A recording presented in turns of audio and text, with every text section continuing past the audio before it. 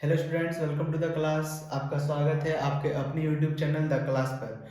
तो आप लोग इस वीडियो को फुल देखिए और जैक का जो एग्ज़ाम होने वाला है आपका 22 मार्च को फिजिक्स का, उसमें ये सारे क्वेश्चन इंपॉर्टेंट रहेंगे। ये डेरिवेशन को देख के जाइए और ये सारे 5 मार्क्स के आपके रहेंगे क्वेश्चन, है ना। एक क्वेश्चन 5 मार्क्स। तो चलिए हम लोग पहला क्वेश्चन से स्टार्ट करते हैं। ये काफ़ी इंपॉर्टेंट क्वेश्चन है और भी इस वीडियो में आपको क्वेश्चन बताया जाएगा, तो सारे को ध्यान से देखिए और एक कॉपी और पेन लेके बैठिए और साथ साथ डिराइव कीजिए। प्रैक्टिस आपका हो जाएगा, एग्जाम आपका अच्छा जाएगा। तो चलिए स्टार्ट करते हैं। पहला क्वेश्चन है, derive the expression for electric potential eight A point on. आपको इलेक्ट्रिक पोटेंशियल के लिए फॉर्मूला डिराइव करना है। कहाँ पर डिराइव करना है?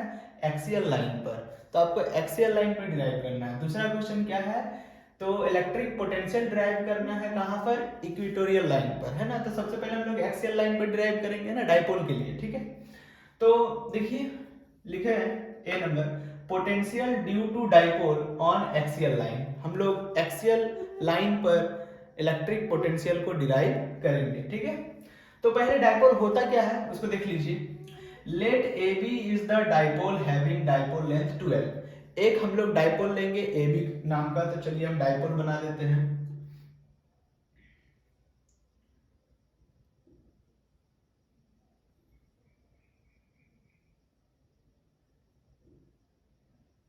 ये हमारा ए बी हो गया डाइपोल।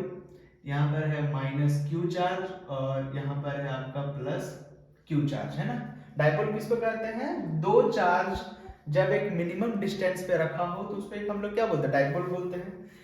तो ए भी एक डाइपोल है, हैविंग डाइपोल लेंथ कितना? 12। मतलब इस डाइपोल का लेंथ है आपका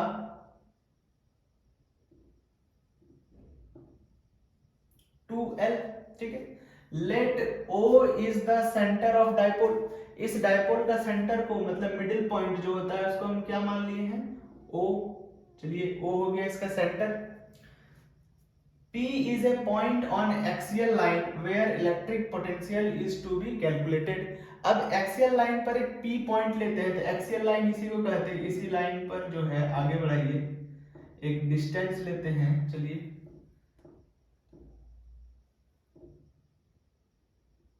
यहां पर ये डिस्टेंस ले लिया हमने P। इस पॉइंट का नाम क्या लीजिए? P। इस P पॉइंट पर हमको इलेक्ट्रिक पोटेंशियल कैलकुलेट करना है इस डाइपोल के कारण, ठीक है।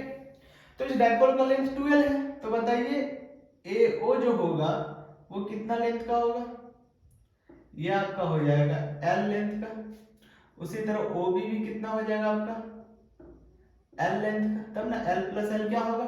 12, ठीक है। चलिए हम OP जो है, ये जो OP आपको दिख रहा है, ये OP, इस वाले को हम मान लेते हैं R डिस्टेंस। कितना डिस्टेंस? R distance. तो इसको लिख लेते हैं कि let OP equals to R। OP को हम लोग कितना मान लिया? R मान लिया। तो अब हमको बताइए कि इस माइनस Q चार्ज से जहां हमको इलेक्ट्रिक पोटेंशियल कैलकुलेट करना है यानी कि P पॉइंट पर कितना डिस्टेंस होगा? तो माइनस Q से P पॉइंट का डिस्टेंस ये देखिए, A से O का डिस्टेंस कितना है? L। और O से P का डिस्टेंस कितना है? R। तो टोटल डिस्टेंस क्या हो जाएगा? R plus L। यानी कि ये जो डिस्टेंस होगा आपका, ये क्या नाम है? AP इक्वल्स टू हो जाएगा R प्लस L, ठीक है। तो अब माइ प्लस क्यू चार्ज से P पॉइंट का डिस्टेंस कितना होगा? तो BP निकालना है हमको। तो BP देखिए कितना होगा, यहां देखिए ये O से P तक का डिस्टेंस R है, BP हमको कैलकुलेट निकालना है। तो इस OP में हम लोग क्या माइनस कर देंगे? OB क्या है? L है। तो R में क्या माइनस करेंगे? L। तो इसका डिस्टेंस हो जाएगा R माइनस L। ये डायग्राम आपको समझ में आ गया? डायग्राम ही इसका 80% सॉल्यूशन है। डायग्राम अगर आपको बनाने आ गया तो क्वेश्चन सॉल्व हो गया, कुछ है ही नहीं क्वेश्चन में। यहां तक ठीक है। अब चलिए हम लोग क्वेश्चन इस डेरिवेशन को प्रूव करते हैं। तो सबसे पहले हम लोग इस माइनस क्यू चार्ज के लिए इस P पॉइंट पर कितना इलेक्ट्रिक पोटेंशियल होगा उसको निकालेंगे। तो देखिए यहां लिखते हैं इलेक्ट्रिक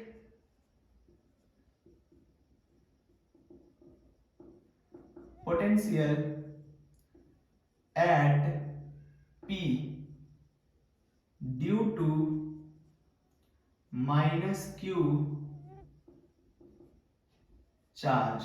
तो -q चार्ज के लिए इस P पॉइंट पर मान लिए कितना पोटेंशियल है, V1। ठीक है, पोटेंशियल को V से डिनोट करते हैं, तो -q के लिए V1। अब पोटेंशियल का फॉर्मूला आपको याद होना चाहिए, तो पोटेंशियल का फॉर्मूला निकालने के लिए हम लोग क्या लिखेंगे, पहले चार्ज यानी कि -q, इस -q के कारण इस P पॉइंट पर कितना चार्ज है उसके लिए -q by 4 pi epsilon naught into, अब देखिए इस -q से इस P पॉइंट तक का डिस्टेंस कितना है वो देखना है आपको, तो क्या है r प्लस l, ये आपका डिस्टेंस। अच्छा, और एक बात, हम लोग जहां भी इलेक्ट्रिक पोटेंशियल निकालते हैं वहां पर एक टेस्ट चार्ज रख देंगे Q नॉट। कितना रख देंगे, Q नॉट। ये टेस्ट चार्ज जो होता है ना, ये टेस्ट चार्ज हमेशा पॉजिटिव चार्ज होता है। क्यों?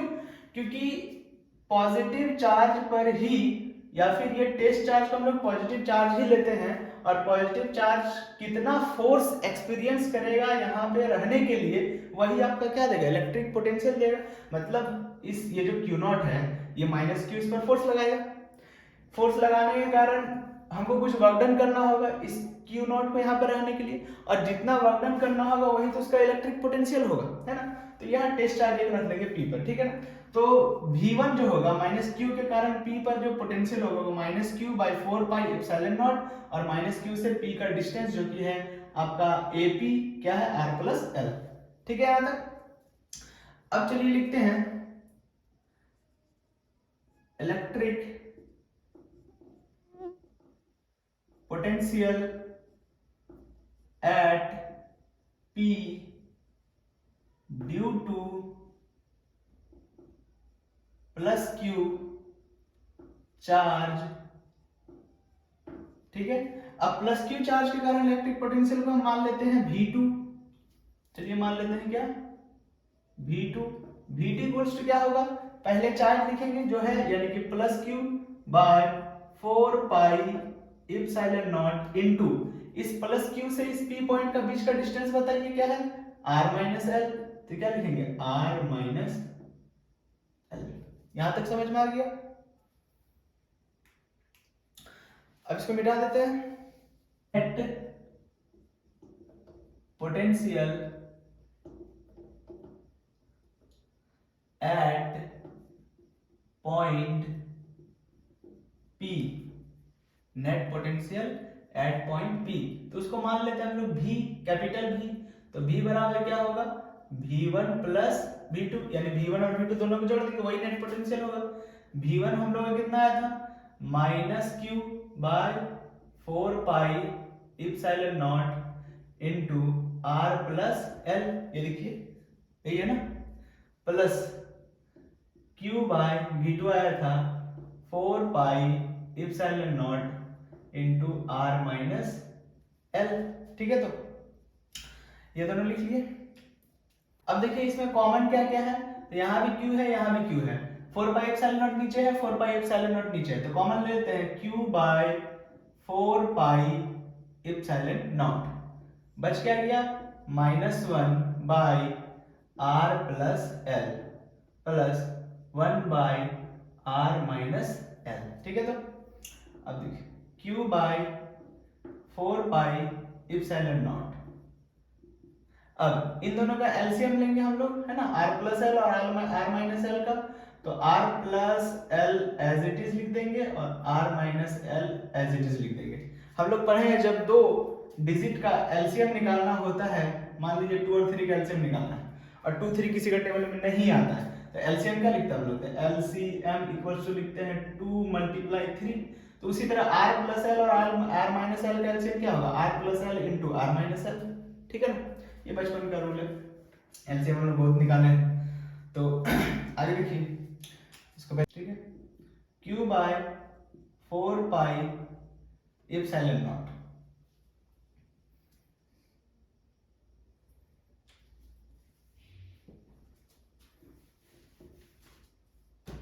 अब देखिए अब क्या करेंगे, r प्लस एल से इस एलसीएम को डिवाइड देंगे, तो ये r प्लस एल खत्म, क्या बच जाएगा r माइनस एल को -1 से मल्टीप्लाई करेंगे तो ये हो जाएगा r माइनस एल, ठीक है, प्लस ये r माइनस एल खत्म, r प्लस एल 1 से मल्टीप्लाई होकर क्या हो जाएगा r प्लस एल, ठीक है। तो अब देखिए q by 4 pi epsilon naught, ठीक है।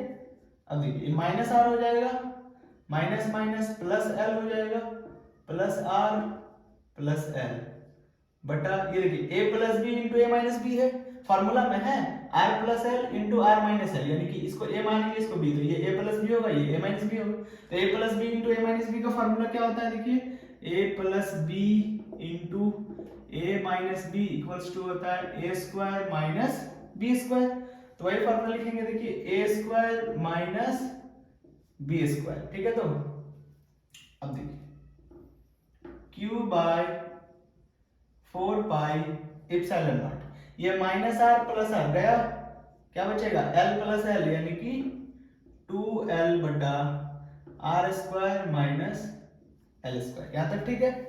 अब देखिए ये मल्टीप्लाई है, 2l को q से मल्टीप्लाई कर दे रहे हैं, तो 2l से q को मल्टीप्लाई करने पर होता है p।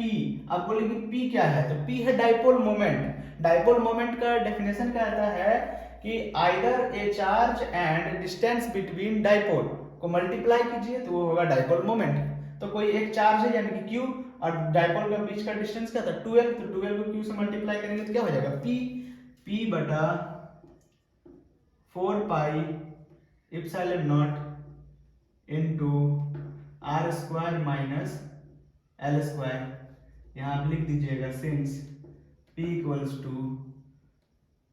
2ql, ठीक है। यहां तक समझ में आ गया। होता है कि मान लीजिए डाइपोल आपका बहुत छोटा लेंथ का है, डाइपोल जो बनाए थे हम लोग डाइपोल, ये जो डाइपोल है ये मान लीजिए बहुत छोटा लेंथ का है ना, ये 2l बहुत छोटा लेंथ है, तो 2l अगर छोटा लेंथ है तो l तो और छोटा होगा, है ना, और वो l इस p पॉइंट जो है इस r के कंपेयर में, इस r के कंपेयर में जो l है ये काफी छोटा होगा।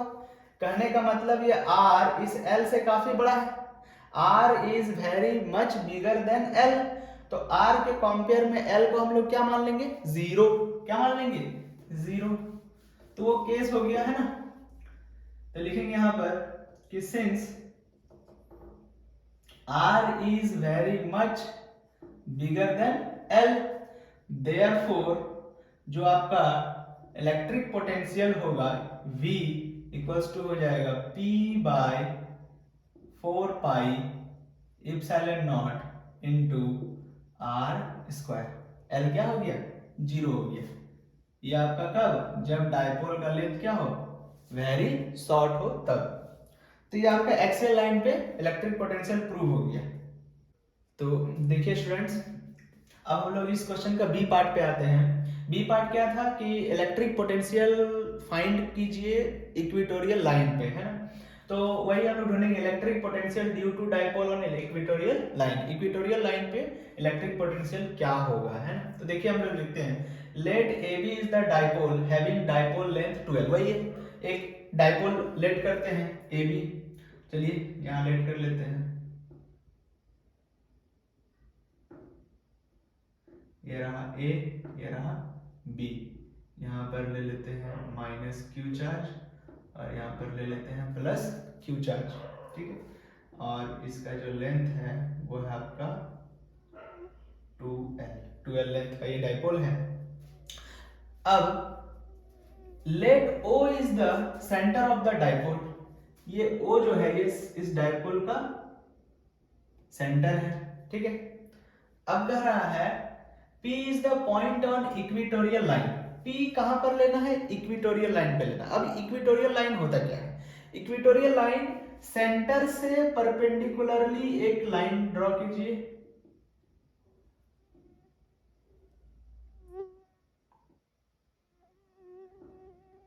ड्रॉ कर लिया। अब इस परपेंडिकुलर लाइन पे मान लीजिए यहां पर हम ले लिए पॉइंट P, तो यही है इक्वेटोरियल लाइन, ये जो OP है ये क्या है, इक्वेटोरियल लाइन, और उस इक्वेटोरियल लाइन पर एक पॉइंट लिए हैं P। इसी पॉइंट पर हमको क्या निकालना है, electric potential due to a dipole AB of length 2L। तो चलिए अब निकालते हैं।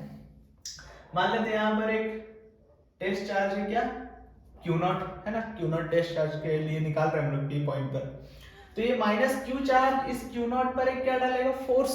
उस फोर्स को होल्ड करने के लिए हम लोग एक वर्क डन करेंगे, जिसके कारण यहाँ पर इलेक्ट्रिक पोटेंशियल आएगा due to minus Q and due to plus Q, और नेट पोटेंशियल हम लोग निकाल देंगे दोनों को जोड़ के। चलिए निकालते हैं। तो सबसे पहले हम लोग लेंथ निकालेंगे कि इस माइनस Q चार्ज से इस P पॉइंट का बीच का डिस्टेंस क्या है। तो ये डिस्टेंस हमको फाइंड करना होगा। उसी तरह प्लस Q चार्ज से ये जो डिस्टेंस है ये हमको फाइंड करना होगा, ठीक है। ये दोनों डिस्टेंस हमको निकालना होगा। तो हम लोग अभी बताएं, ये जो OP है, ये OP क्या है, परपेंडिकुलरली यानी कि यहाँ पर 90 डिग्री है। और अगर ये 90 डिग्री है तो ये जो ट्राइंगल आपको दिख रहा है, ये ट्राइंगल कैसा ट्राइंगल होगा, राइट एंगल ट्राइंगल। अब अगर ये राइट एंगल ट्राइंगल है तो इस पे कौन सा थ्योरम लगेगा, पाइथागोरस का थ्योरम लगेगा।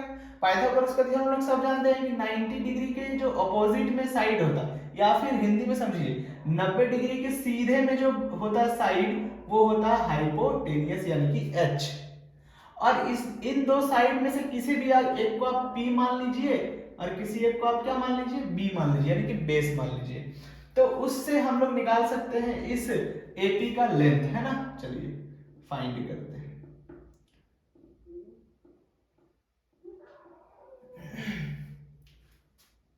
देखिए, तो सबसे पहले जो हम ये P पॉइंट लिए हैं, उस P पॉइंट का डिस्टेंस को लेट कर लेंगे। तो let OP equals to R, मतलब इस सेंटर से P तक का डिस्टेंस क्या है, R है, ये हम लेट कर लिए। अब ये AB का लेंथ क्या है, 12 है। ये तो मेरा सेंटर है, तो सेंटर है तो AO और BO दोनों तो बराबर होगा, यानी कि ये भी L होगा और ये भी L होगा। क्लियर है? तो ठीक। अब देखिए, अब अगर हम इस ट्राइंगल पे आते हैं, है ना, तो ये ट्राइंगल का नाम हो जाएगा मेरा APO। APO में अगर हम पाइथागोरस थ्योरम लगाएंगे तो वो होता है H square equals to P square plus B square, ठीक है।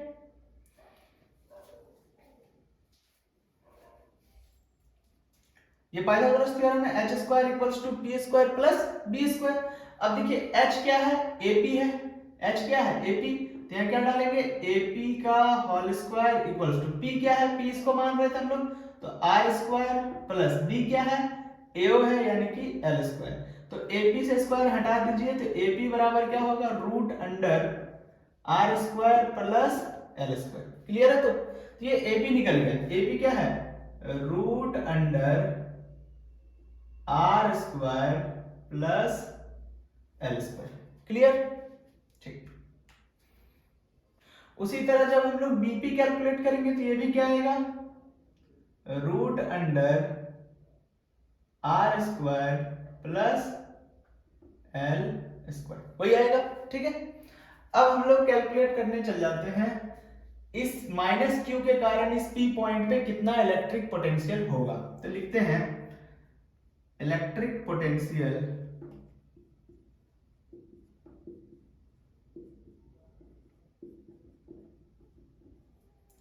at P due to minus Q charge, इसको मान लेते हैं हम लोग V1। Electric potential at P due to minus Q charge, sorry charge का स्पेलिंग गलत है, V1। चलिए V1 इक्वल्स टू होगा आपका, जो चार्ज है पहले उसको लिखिए, यानी कि minus Q by 4 pi epsilon not into इस माइनस Q से P पॉइंट का डिस्टेंस, तो क्या है, रूट अंडर R का स्क्वायर प्लस L का स्क्वायर, ठीक है। अब हम नेक्स्ट फर्दर निकालेंगे electric potential at P due to plus Q charge, इसको हम लोग मान लेते हैं V2, ठीक है। तो V2 इक्वल्स टू हो जाएगा plus q by 4 pi epsilon not into इस प्लस क्यू से P का डिस्टेंस, तो प्लस क्यू से P का डिस्टेंस भी सेम है, root under are square plus L square. यहां तक आपको समझ में आ गया होगा, ठीक। उतार लीजिए इसको कॉपी में। अब देखेंगे हम लोग net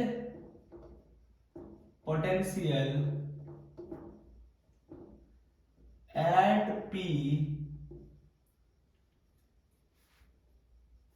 net potential at P जिसको हम लोग लिखते हैं V इक्वल्स टू क्या होगा, V1 प्लस V2, दोनों पोटेंशियल का ऐड कर देंगे। तो देखिए V1 क्या आया था, तो V1 आया था minus Q by 4 pi epsilon not into root under are square plus L square, यह आया था V1, प्लस V2 क्या आया था, Q by 4 pi epsilon not into root under are square plus L square, ये V2 आया। अब जरा V1 और V2 पे गौर कीजिए, V1 में माइनस का साइन है, V2 में प्लस का साइन है, दोनों का दोनों में जो वैल्यू है वो दोनों सेम है, यहाँ भी Q है यहाँ भी Q, 4 pi epsilon not root under are square plus L square, root under are square plus L square, ये और ये क्या हो जाएगा, कैंसिल आउट, तो कितना हो जाएगा, 0। यानी कि इक्वेटोरियल लाइन पे electric potential due to dipole क्या होता है, 0 होता है। क्यों 0 होता है, क्योंकि दोनों का डिस्टेंस क्या है, सेम है। तो याद रखिएगा डाइपोल के कारण अगर डिस्टेंस सेम हो जाए तो वहां पे इलेक्ट्रिक पोटेंशियल आपका 0 होगा। जैसे सेंटर पे अगर हम लोग O पर निकालना चाहे इलेक्ट्रिक पोटेंशियल 0 होगा, क्यों, क्योंकि जहां पर हम लोग निकालने जा रहे हैं वहां पर का डिस्टेंस दोनों के बीच का क्या होगा, सेम होगा। इसी तरह कट के क्या आ जाएगा, 0 आ जाएगा। लेकिन एक्सियल पोजीशन पे 0 नहीं आया था, क्यों, क्योंकि माइनस क्यू से जो डिस्टेंस था और ये जो प्लस क्यू जो डिस्टेंस था वो सेम नहीं था, ठीक है। तो 0 कब आता है, due to dipole electric potential जब बीच का दोनों का डिस्टेंस क्या हो जाए, सेम हो जाए। तो इक्वेटोरियल लाइन पे क्या आएगा, 0 आएगा। तो चलिए हम लोग क्वेश्चन नंबर 2 को अब देखते हैं। क्वेश्चन नंबर 2 क्या है, देखिए state Biot-Savart's law derive the expression for magnetic field strength on the axis of a circular loop by applying that Biot-Savart's law. मतलब कि पहले तो आपको स्टेट बायोट-सावर्ट लॉ लिखना है, ठीक है। उसके बाद बायोट-सावर्ट लॉ का यूज करके आपको मैग्नेटिक फील्ड का एक्सप्रेशन डिराइव करना है। कहां पर, तो एक सर्कुलर लूप के एक्सिस पर। कहां पर, सर्कुलर लूप के एक्सिस पर। सर्कुलर लूप क्या होता है, उसका एक्सिस क्या होता है, हम आगे बताएंगे। तो सबसे पहले हम लोग बायोट-सावर्ट लॉ को लिखते हैं। क्या है बायोट-सावर्ट लॉ, चलिए देखते हैं। देखिए ये क्वेश्चन आपको 5 मार्क्स का आएगा। ये क्वेश्चन कितना मार्क्स का आएगा, 5 मार्क्स का। According to this law, the magnitude of magnetic field at any point due to current element, कह रहा है कि इस लॉ के अनुसार एक करंट एलिमेंट के कारण किसी भी पॉइंट पर मैग्नेटिक फील्ड का magnitude depends directly upon ideal. मतलब वो मैग्नीट्यूड जो है dB या फिर मैग्नेटिक फील्ड का जो मैग्नीट्यूड है, मैग्नेटिक फील्ड एक वेक्टर क्वांटिटी होता है तो उसका मैग्नीट्यूड होगा और एक डायरेक्शन भी होगा। तो उसका जो मैग्नीट्यूड का हम सिर्फ बात करें, वो मैग्नीट्यूड किस पर डिपेंड करता है, आइडियल। आइडियल क्या है अभी हम बताएंगे। आइडियल है करंट एलिमेंट, उस करंट एलिमेंट पर डिपेंड करता है, वो भी कैसा, डायरेक्टली, ठीक है। उसके बाद sine of angle theta, sine of angle theta पर भी कैसे डिपेंड करता है, डायरेक्टली। उसके बाद क्या है, and inversely proportional to square of distance between current element and the point. और कह रहा है कि इनवर्सली डिपेंड करता है किस पर, उस पॉइंट पर जहां मैग्नेटिक फील्ड निकालना है और उस आइडियल का बीच का जो डिस्टेंस होगा उस डिस्टेंस का स्क्वायर का इनवर्सली प्रोपोर्शनल होता है। तो चलिए इसको हम लोग देखते हैं क्या है। तो मान लीजिए एक करंट एलिमेंट हमने मान लिया है,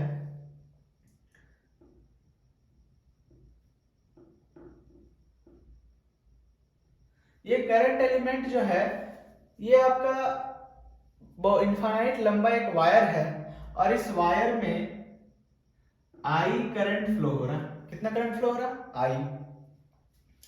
अब इस वायर का एक छोटा सा टुकड़ा हम ले लेते हैं जिसको हम कह रहे हैं डी एल।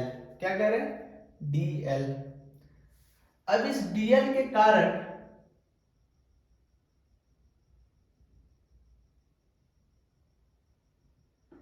एक पॉइंट लेते हैं P।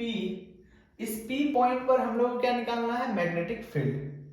मान लीजिए dl और ये डिस्टेंस कितना एंगल बना रहा है? थीटा। ये डिस्टेंस हम मान लिए r। क्या मान लिए? r। ठीक है। तो ये डिस्टेंस r है और ये थीटा है, एंगल है बीच का dl का, और ये डिस्टेंस का r का बीच का एंगल है theta.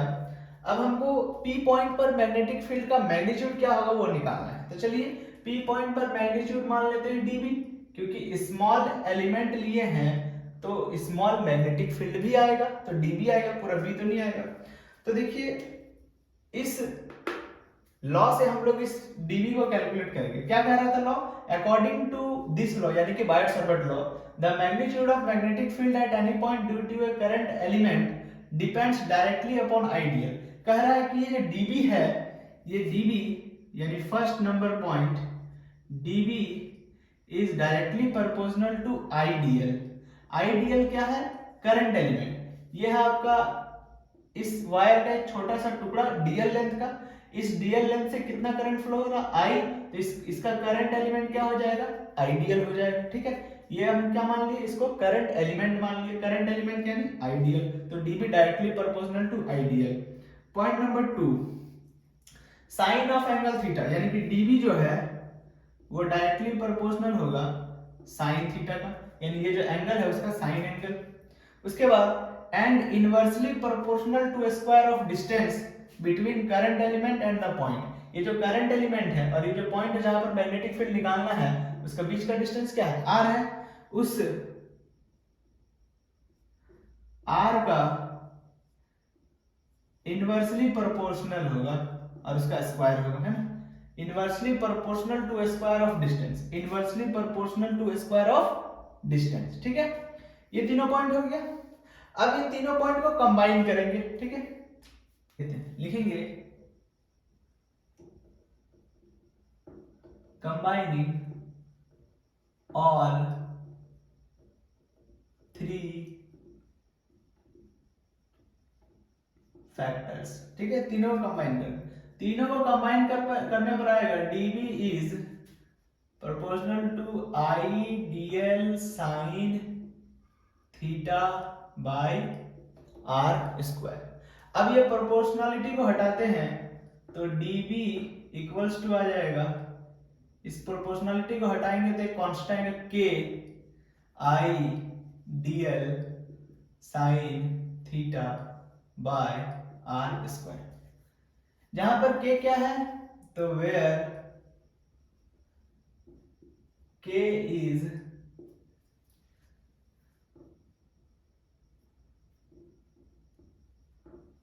proportionality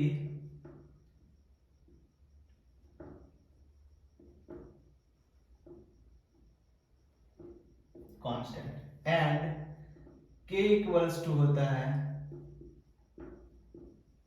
mu naught by 4 पाई और इसका वैल्यू होता है 10 टू द पावर माइनस 7। ठीक है, तो dB इक्वल्स टू हो जाएगा हमारा mu not by 4 pi into IDL sine theta by r square. ये है इसका फॉर्मूला, है ना, dB का मैग्नीट्यूड के टर्म में। तो चलिए इस क्वेश्चन का बी पार्ट को हम लोग देखते हैं। बी पार्ट है कि magnetic field on the axis of circular loop current carrying current. अब हम लोग मैग्नेटिक फील्ड निकालेंगे एक सर्कुलर लूप में और उसका एक्सिस पर निकालेंगे। सर्कुलर लूप से उसका एक्सिस पर एक पॉइंट P लेंगे और वहां पर एक मैग्नेटिक फील्ड निकालेंगे। किसका यूज करके? तो बायोट-सावर्ट्स लॉ का यूज करके। ठीक है, तो चलिए पहले हम लोग एक सर्कुलर लूप बनाते हैं जिसमें से करंट फ्लो हो रहा है। ठीक है,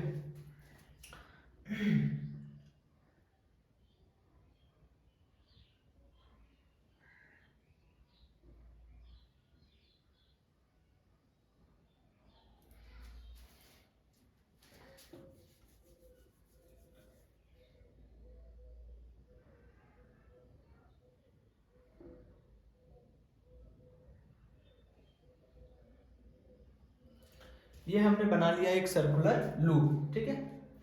अब इस सर्कुलर लूप के सेंटर से एक लाइन लेंगे एक्सिस पर पॉइंट P,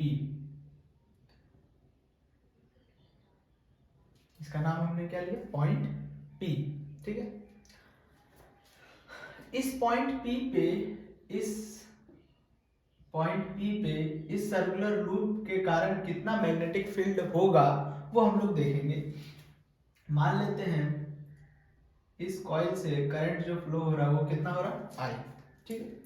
अब इसको आपको समझने का जरूरत है कि ये जो लूप है ना, ये सर्कल मतलब कि ये इस तरह रखा हुआ 3D सोचिए जरा, है ना। ये देखिए, ये अगर हम इसको एक लूप ले तो ये जो सर्कल है, ये लूप है, ये कुछ इस तरह रखा हुआ है, इस तरह, ठीक है, इस तरह रखा हुआ है। और इसी सर्कुलर लूप के सेंटर से एक एक्सिस पार हो रहा है और इस एक्सिस के पॉइंट P पर, है ना, ये जो एक्सिस है ये इस तरह है सेंटर से, और यहाँ पर आपको क्या निकालना है, मैग्नेटिक फील्ड निकालना है, ठीक है। कुछ इस तरह है, 3D एज्यूम करिएगा इस तरह, ठीक है। चलिए देखते हैं। तो एक हम करंट एलिमेंट ले लेंगे, यहाँ से छोटा सा टुकड़ा ले लेंगे, ठीक है।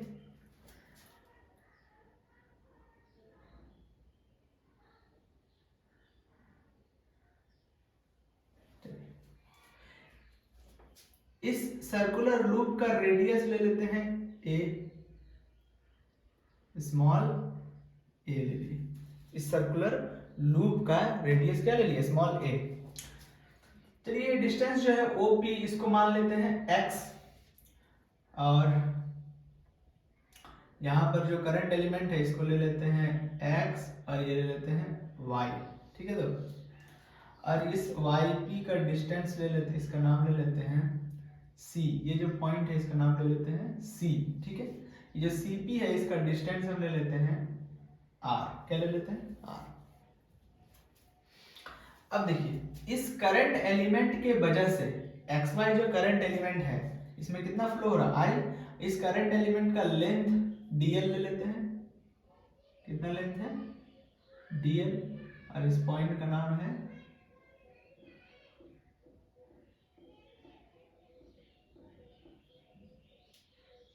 इस करंट एलिमेंट का लेंथ है DL, इसका नाम है X, इसका नाम है Y, और इस पॉइंट का नाम है आपका C, ठीक है। चलिए ये DL के लिए मान लीजिए ये करंट एलिमेंट का टोटल लेंथ है L, तो वो छोटा सा एक टुकड़ा होता है वो DL होता है। तो अब देखिए इस करंट एलिमेंट के कारण इस पॉइंट P पर एक मैग्नेटिक फील्ड होगा, वो मैग्नेटिक फील्ड परपेंडिकुलर होगा इस R का, है ना। मैग्नेटिक फील्ड हमेशा इस R जो डिस्टेंस होता है करंट एलिमेंट है उसका परपेंडिकुलर होता है। तो इस R का परपेंडिकुलर हम लोग इस तरह से ड्रॉ करेंगे,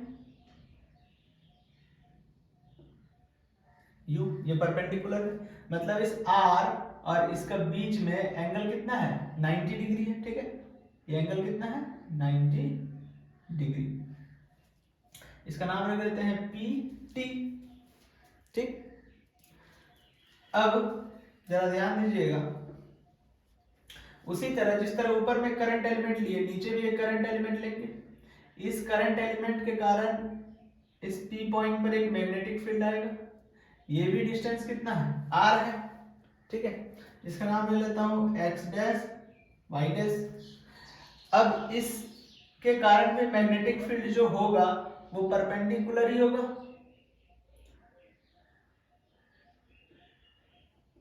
PQ ले लेता हूं,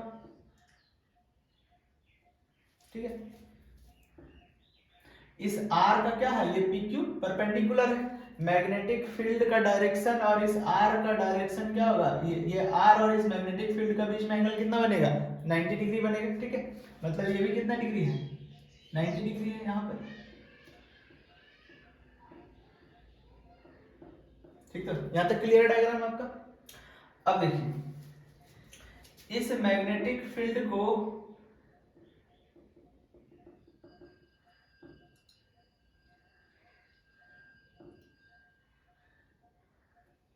इस मैग्नेटिक फील्ड को हम लोग दो कंपोनेंट में डिवाइड करेंगे।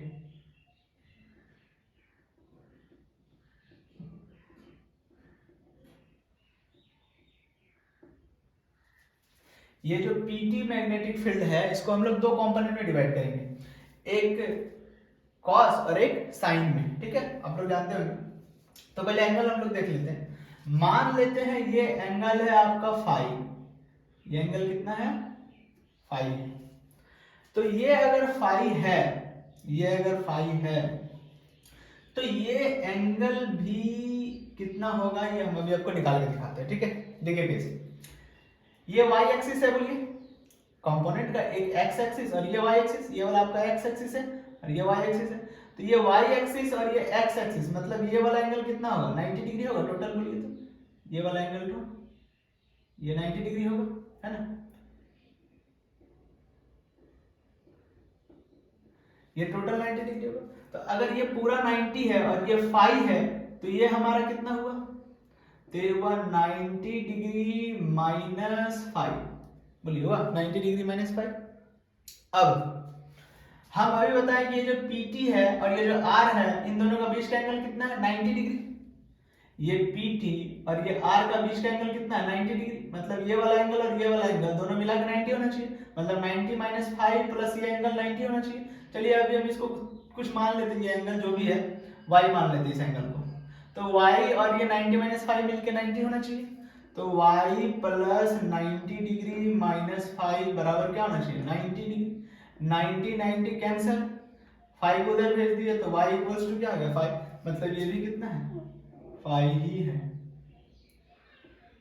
बोलिए समझ में आया, ठीक।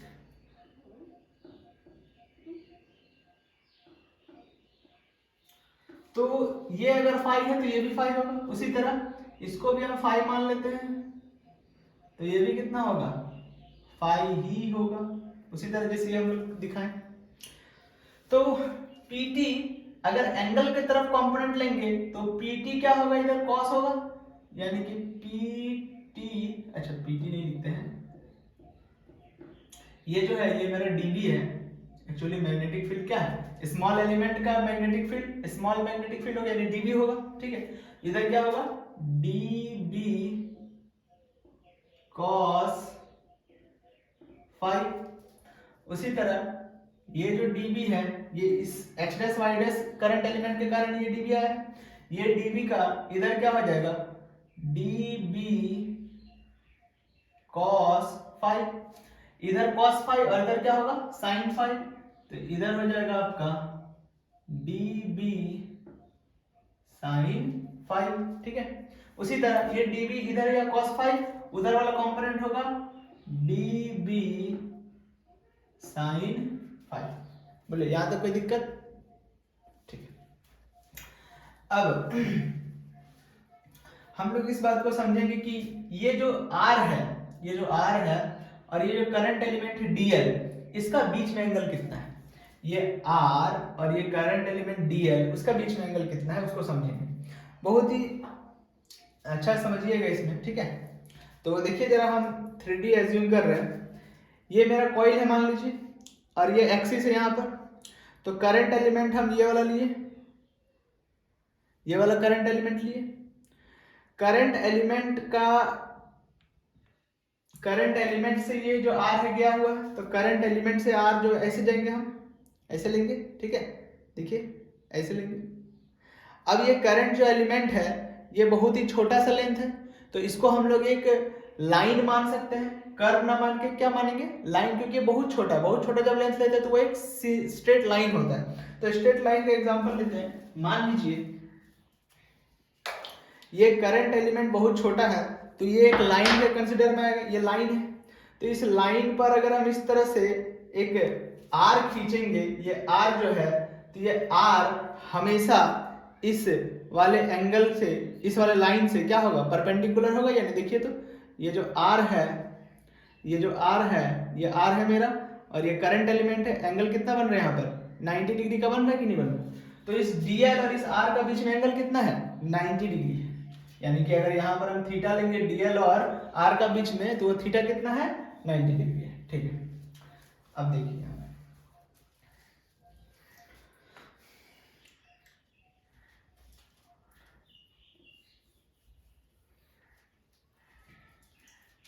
अब हम लिखेंगे अकॉर्डिंग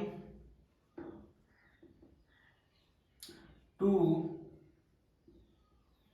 बायोट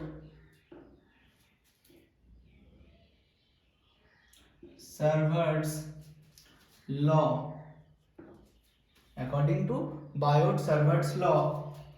देखिए according to Biot Savart's law, according to Biot Savart law क्या था, dB equals to mu not by 4 pi I D L sine theta by are square, यही था है ना, ये था Biot Savart law, dB equals to mu not by 4 pi I D L sine theta by are square. I क्या है, flow current जितना flow हो रहा है, डीएल कौन सा, ये मेरा करंट एलिमेंट है, और साइन थीटा, थीटा क्या है, angle between R and DL. तो हम अभी बताएं डीएल डीएल और आर का बीच में एंगल कितना 90 डिग्री यहाँ पर है, आर स्क्वायर के आर का डिस्टेंस है। तो बोलिए डीबी बराबर क्या होगा, तो डीबी इक्वल्स टू होगा mu not by 4 pi I D L sine 90 degree by are square, है ना। यहाँ लिख देंगे कि सिंस थीटा इक्वल्स टू कितना डिग्री है, 90 डिग्री है, ठीक है। चलिए अब देखते हैं dB बराबर क्या आया, तो mu not by 4 pi I D L by are square. क्यों आर स्क्वायर, क्योंकि साइन 90 डिग्री बराबर क्या होता है, 1 होता है। साइन 90 डिग्री 1 बैठाएगा 1, तो 1 को मल्टीप्लाई करने पर यही आएगा सेम। तो यहां तक ये मेरा dB निकल गया, ठीक है। तो ये dB सिर्फ किसके लिए निकला, एक करंट एलिमेंट के लिए निकला, एक करंट एलिमेंट के निकला। इस तरह का बहुत सारा करंट एलिमेंट है ना। तो सभी करंट एलिमेंट के लिए हमको निकालना होगा dB, तो सबको जोड़ना होगा। तो चलिए उससे पहले देखते हैं ये जो dB निकला, ये जो dB निकला इसका दो कंपोनेंट हम किए थे, dB cos phi dB sin phi। उसी तरह इसके कारण जो dB निकला dB cos phi dB sin phi। तो एक बात ध्यान दीजिए, ये भी dB cos phi, ये भी dB cos phi, ये अप साइड में या डाउन साइड में, दोनों एक दूसरे के ऑपोजिट साइड में, यानी dB cos phi dB cos phi। तो ये dB cos phi ये dB cos phi को क्या करेगा, कैंसिल आउट करेगा, है ना। तो उस तरह जितना भी करंट एलिमेंट लेंगे सभी का dB cos phi एक दूसरे से कैंसिल आउट होगा। मान लीजिए ये करंट एलिमेंट लिए, इसके कारण जो dB cos phi आएगा, यहाँ पर जो करंट एलिमेंट लेंगे उसके कारण जो dB cos phi आएगा वो एक दूसरे को कैंसिल आउट कर देगा। तो जितना भी करंट एलिमेंट लेंगे उन सभी का dB cos phi एक दूसरे को क्या करेगा, कैंसिल आउट कर देगा। तो मेरा इस P पॉइंट पर जो मैग्नेटिक फील्ड निकलेगा, नेट मैग्नेटिक फील्ड, वो सिर्फ किसके कारण होगा, dB sin phi के कारण होगा। तो इसको लिखना होगा, है ना, magnetic field dB along PT and PQ are resolved in two components। कौन सा dB cos phi and dB sin phi, dB cos phi and dB sin phi, ठीक है। अब हम लोग देख रहे हैं कि dB cos phi, component dB cos phi, फिर यहां लिखिए component dB cos phi cancel out each other, so net magnetic field,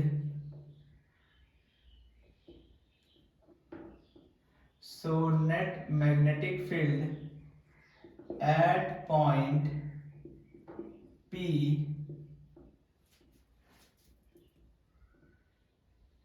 is due to only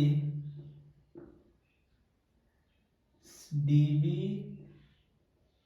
sin phi। मतलब कि अब जो नेट मैग्नेटिक फील्ड होगा पॉइंट P पर वो सिर्फ और सिर्फ dB sin phi के कारण आएगा, क्योंकि dB cos phi तो कैंसिल आउट हो जा रहा है, ठीक है। तो अब हम लोग नेट मैग्नेटिक फील्ड निकालेंगे P पर।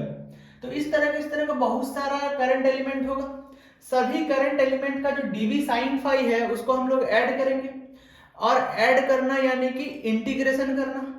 तो जितना भी dB sin phi होगा सबका हम लोग क्या कर देंगे, इंटीग्रेशन कर देंगे। तो हम लोग का निकल जाएगा net magnetic field eight point P, ठीक है। तो चलिए निकालते हैं। तो देयरफॉर नेट मैग्नेटिक फील्ड को हम लोग लिखते हैं B से, तो B बराबर इंटीग्रेशन ऑफ क्या होगा, dB sin phi, ठीक है।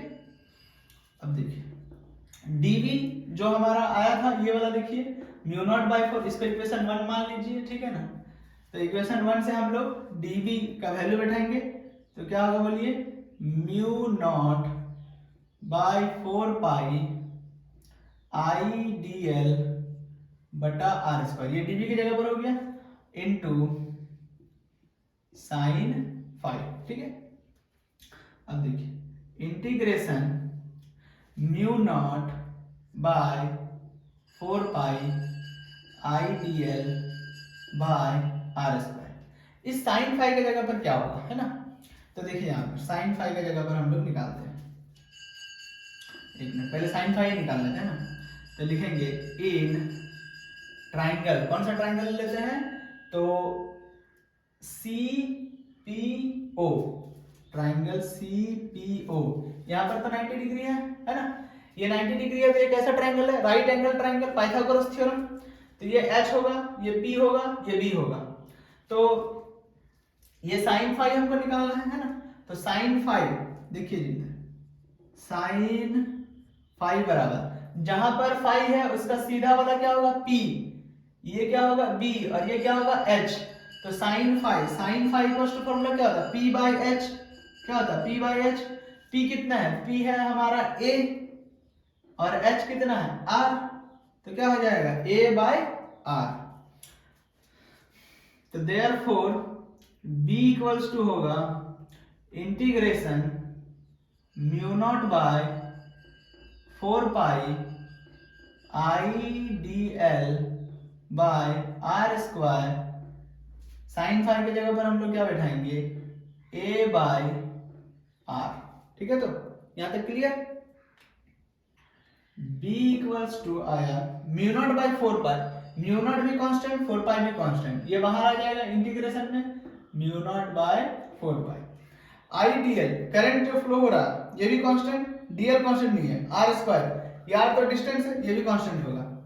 तो यहाँ पर I बटा R स्क्वायर और R क्या हो जाएगा, R क्यूब। A जो है रेडियस, ये भी कांस्टेंट है, बाहर आ जाएगा। तो सिर्फ इंटीग्रेशन क्या होगा DL का, क्योंकि DL कांस्टेंट नहीं है, इस तरह का बहुत सारा DL को ही तुमको जोड़ना है, तो इंटीग्रेशन किसका करना होगा, DL का ही करना होगा, ठीक है। तो देखिए mu not by 4 pi IA by R cube, DL का इंटीग्रेशन। अगर हम सारे DL को जोड़ दे तो वो क्या बनेगा, एक सर्कल बन रहा है, सर्कल बन रहा है ना। और सारे DL का लेंथ को अगर हम निकालना चाहे तो वो सर्कल का सर्कमफ्रेंस होगा। तो सर्कल का सर्कमफ्रेंस का फॉर्मूला क्या होता है, 2 पाई इंटू R यानी कि रेडियस। तो 2 पाई, इस सर्कल का रेडियस कितना है, A है, तो क्या होगा 2 पाई A, यानी DL का इंटीग्रेशन क्या होगा 2 पाई A होगा, ठीक है। तो अब देखिए mu not by 4 pi into I, अच्छा 2 को हम यहां लिख देते हैं, 2 पाई A इंटू A क्या होगा A स्क्वायर बाय R का क्यूब, ये एक फॉर्मूला बन गया। अब हम लोग R का वैल्यू निकालते हैं, ठीक है। R का वैल्यू वही ट्रायंगल लेंगे, in triangle CPO, R hypotenuse है तो एच स्क्वायर बराबर क्या होता है, P square plus B square. H क्या है, आर का स्क्वायर बराबर पी क्या है, ए का स्क्वायर प्लस एक्स का स्क्वायर। तो आर बराबर क्या होगा, रूट अंडर ए का स्क्वायर प्लस एक्स का स्क्वायर। रूट का मतलब क्या होता है, ए स्क्वायर प्लस एक्स स्क्वायर का पावर कितना है, 1/2। रूट का मतलब पावर 1/2 होता है, यानी आर बराबर यही बैठेगा ए स्क्वायर प्लस एक्स स्क्वायर का पावर 1/2।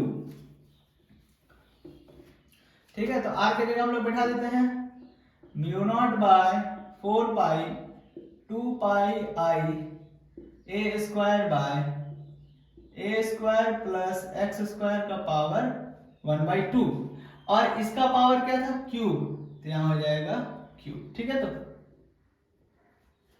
अब देखिए ये हो जाएगा mu not by 4 pi 2 pi I A square by A square plus X square. 1 से 3 मल्टीप्लाई हो जाएगा तो क्या हो जाएगा, 3/2। ये एक फॉर्मूला बन गया किसका, बी का।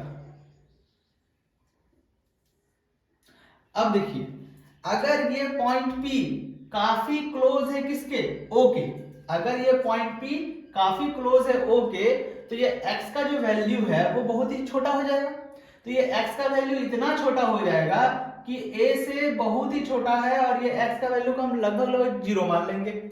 तो इफ लिखते हैं condition, if point P is very close to center O, then x is very small than A, मतलब x A से बहुत छोटा है। therefore x बराबर हम लोग क्या मान लेंगे, लगभग 0 के बराबर मान लेंगे। तो b इक्वल्स टू आएगा mu naught by 4 pi 2 pi I A square, ये तो 0 हो जाएगा, तो ए स्क्वायर और 3/2 2 कट जाएगा, तो क्या बचेगा, ए का पावर क्यूब। अब ए का पावर क्यूब से ए स्क्वायर कट के नीचे ए हो जाएगा, तो b इक्वल्स टू हो जाएगा mu not by 4 pi 2 pi I बटा a. This is the formula of magnetic field.